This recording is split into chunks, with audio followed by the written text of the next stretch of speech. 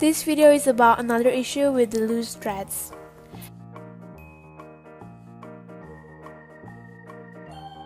Now we're going to start sewing. This is the top thread, which is green, and the bottom thread is red.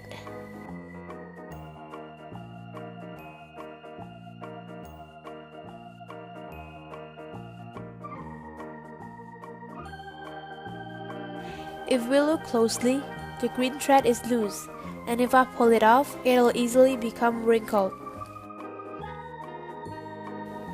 It is because the thread is not tied well, and the stitches are not tight enough. If the top thread is loose, it is because the tension screw is too tight.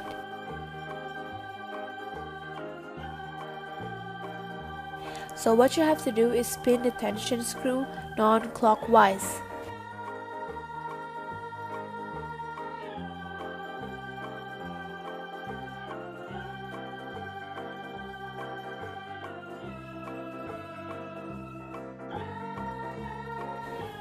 Now we're going to try it again.